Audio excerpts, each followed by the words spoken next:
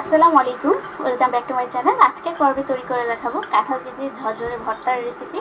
তো এখানে আমি কাঁঠালের বিচিগুলো ভেজে নিয়েছি, ভেজে খোসা ছাড়িয়ে নিয়েছি। এখন এটা শিলপাটার সাহায্যে পিষে নেব। এই তো আমার বেটে নেওয়া শেষ। দেখুন কতটা ঝরঝরে হয়েছে। এখন এর মধ্যে দিয়ে দিব 3টা পেঁয়াজ। এটা এখন আমি কুচি করে কেটে নেব, তাহলে বাটতে সুবিধা হবে। এই তো পেঁয়াজগুলো কুচি করে কেটে নেওয়া শেষ। এখন এর মধ্যে দিয়ে দেব আমি পরিমাণ মতো লবণ। লবণটা দিয়ে বেটে নেব, তাহলে খুব তাড়াতাড়ি পেঁয়াজটা বেটে নেওয়া যায়।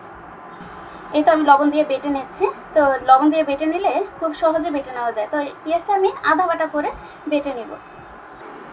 এই তো দেখুন আমার আধা বাটা করে পেঁয়াজটা বেটে নেওয়া শেষ। এখন এর মধ্যে আমি দিয়ে দিব 4টা শুকনা মরিচ। তো এটা বেশি ঝাল হলেও ভর্তাটা খেতে ভালো লাগে না, আবার কম ঝাল হলেও ভর্তাটা খেতে ভালো লাগে না। তো আপনারা পরিমাণ মতো স্বাদটা বুঝে দিয়ে দেবেন। তো আমি 4টা শুকনো মরিচ চেলে এখন এটা বেটে নেব।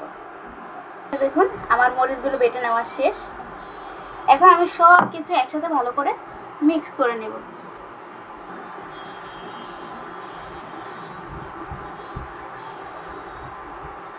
এই তো ভালো করে মিক্স করে নেব।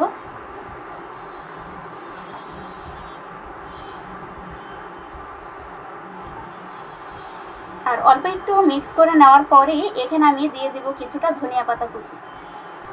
এই তো ধনিয়া পাতা কুচি দিয়ে দিলাম। তো ধনিয়া পাতা কুচি দেওয়ার কারণে ভর্তার স্বাদটা দ্বিগুণ বেড়ে যায়। আপনারা অবশ্যই এখানে ফ্রেশ ধনিয়া পাতা কুচিটা ইউজ করবেন। এখন সব কিছু একসাথে ভালো করে মিক্স করে নেব। আর এই কাঁঠাল বিচির ভর্তাটা গরম গরম ভাতের সাথে অসাধারণ লাগে খেতে। তো খুব সুন্দরভাবে দেখুন একদম ঝরঝরেভাবে ভর্তাটা তৈরি করে নিতে পারেন। অসম্ভব মজার এই রেসিপিটি। তো আপনাদের কাছে ভিডিওটি কেমন লেগেছে অবশ্যই কমেন্ট করে জানাবেন। ভালো লাগলে লাইক দিয়ে যাবেন এবং চ্যানেলটি সাবস্ক্রাইব করে পাশে থাকবেন। ধন্যবাদ সবাইকে। সবাই ভালো থাকবেন, সুস্থ থাকবেন। আল্লাহ হাফেজ।